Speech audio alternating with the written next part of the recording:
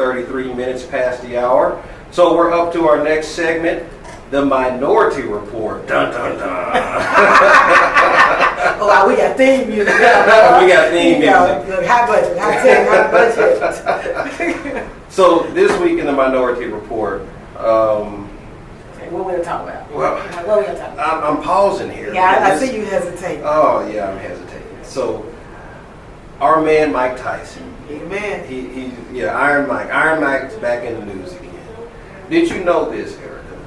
Mike Tyson reportedly uses the sticky of the icky, which is not a. We're not surprised. Yeah, right? that's not that surprising. But what is surprising is that he uses about $40,000 of the sticky of the icky per month. So of course it's for quote unquote medicinal purposes. Mike is sick. Mike's sick. Mike got something terrible away. and get this. So he actually has his own dispensary. Okay, so is this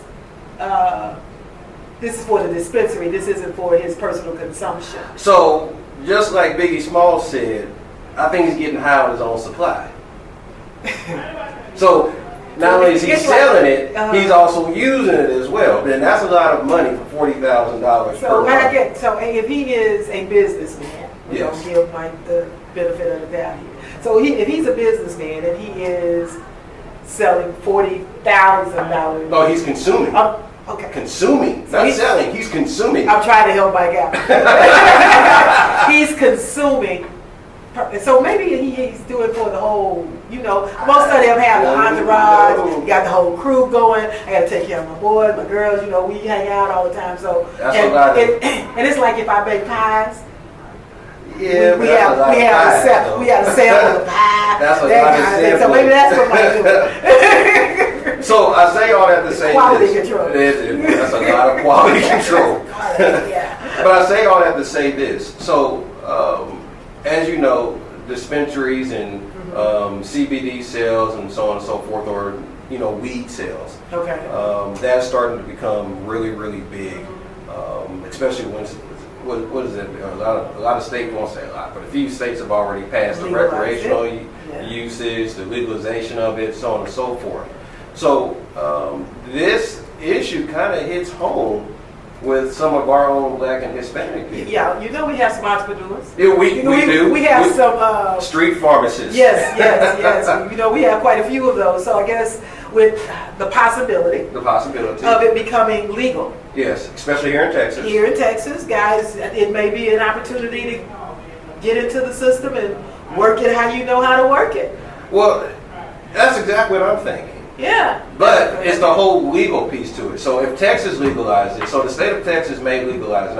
I'm not sure if it's up for the ballot this year, but I know they have talked about it. I'll take that. Well, I won't take that back. I do know the actual oil itself. Oh yeah, the CBD. CBD oil is legal. Right. But I don't know if the actual physical consumption, i.e., smoking the marijuana, I won't call it by it, but cannabis. Cannabis, yeah, exactly, cannabis. So, as we all know in small business, getting leads, getting business, that is one of the main lifebloods of essentially any small business. Right.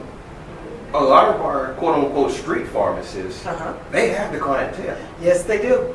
They have the clientele. So what I want to throw your way, Erica, is do you see that being a really a good way for some of our illegal entrepreneurs right now to kind of when that train actually hits for them to go legal and for them to? I think it's an excellent opportunity. I mean, that's what America's made on, small businesses.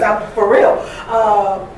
If I were a street pharmaceutical specialist, I would be doing some research and seeing what's going on and how I could get into that, because y'all know it would become big business, and then we'll be talking about what we should have done as opposed to what we could have already done. So if that were my line of business, Mm-hmm. I would be looking to see how I could get in there and be on the legal side of it as well. And most of us who are doing that typically just sell it for one type of use. Mm-hmm. We know now more than ever there's the medicinal uses, there's the CBD oil. Right. There are a lot of different uses for it, so I would even be researching to see how I could get into some of the other aspects of it to make even more money, become that enterprise Yes. Yeah.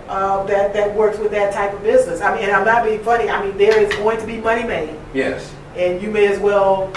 Well, and that's what I'm more afraid of, because there's going to be money made. We've been making the money. Now, granted, it's been illegal, but it's fixing to come legal. Yeah. We have the clientele, we have the base, we have everything. We're pretty smart when it comes to... Oh yeah, we are excellent business people when it comes Yes, to that. yes, Yeah. we are extremely excellent business people. So, the only thing that I'm afraid of, Okay. I'm afraid that we're going to get left behind.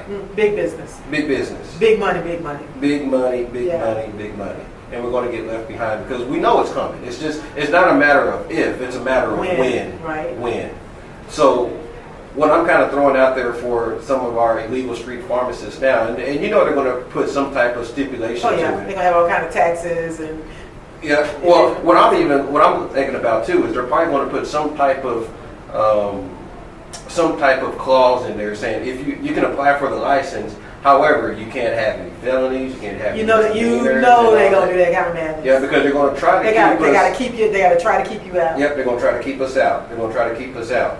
So what I'm getting at is, and to your point, Erica, I think we got to do a lot of research if we plan on, because this is our business. I mean, black and brown. Oh, it's everybody's business. It's everybody's business. It is. It's everybody's business. However, I think that our community does a better job than most, because we have had. I mean, but think about it. We have had to be very creative. Because if they're doing their thing, they have to be creative in the marketing. Yes. They have to be creative in how to circumvent Distribution. Yeah, the distribution. Yeah. They essentially they have their whole business plan. They don't have it written down as most Probably entrepreneurs not, do. but they have one. They have a business plan. They have an operation. Yeah. So, like I said, I'm just afraid that we're going to get left behind with that. And that's quite possible. Typically when things come into play, my thought is big business people already know when this is going to happen. The higher up in the chain already know when this is going to happen, and we're waiting for the news that it's going to happen, and it could possibly already in place. Right. So those who are going to get the license, I was told that in Oklahoma when they passed the law, it was like the next day these large pharmaceutical type places just bam came in. So there was no way that they didn't have some pre-planning. Yeah. So I suggest we find out what the laws are and who is actually controlling that. And then even if I am a street pharmacist right now and I'm not the person bringing the stuff in on the boat, that there's still that same hierarchy in place. It's just as we are kind of what we call an underground type business. Yeah. So those people who bringing it in on the boats and the underground tunnels, y'all remember what's the man's name? Y'all know the Spanish guy I'm trying to Oh, the Spanish. What is that guy's name? El Chapo. El Chapo, y'all know Chapo. he had the big chain thing going on. Yeah. So tunnel thing going on. So those channels, whoever is bringing in the larger amounts of it, they already in place. So you just got to make sure you are able to at least, at minimum, be able to maintain your corner store and do what you need to do. So let's talk about how do we continue to educate ourselves. Okay. So it's no secret that within our community we're kind of a finicky voting bloc. We are. I mean, it just happens that way. So what can we do to be a part of the process? And one, I think we have to get involved in the process by first voting. Yeah, you got to register to vote first. Yes. Yes. So yes. register to vote and then vote. And vote. And vote. Some of us and people in general will talk about what is happening to them and not be a part of the process. Whether we like it or not, that's the system. That's the process. So you either play the game or you sit on the sideline and you spectate. Right. Okay? Exactly. So you got to get in the game. Yep. And I think we have to support candidates. Now, I'm not going to tell you how to vote, but I know where we typically vote a specific party. But I think we have to look at the candidates that are really helping our community. Now, there are some great candidates that are helping from both parties. Yeah, they got good and bad people on both sides. They got good and bad people on both sides. And I'm thinking of one candidate now that has really done a great job of helping our people. This particular politician may not be part of our quote-unquote voting block, but he has helped us. He really has. So I think we have to open our eyes to say, okay, we have to support the person that is more so going to help us get to the economic independence that we're looking for, right? Because one of the whole premises of BuyBlackBrown is to keep the Black and Hispanic dollar in our community. Right. That CBD, that marijuana sale, that is a huge part of the Black and brown dollar. Yeah, yeah. And to your point, Erica, with these big companies coming in the very next day.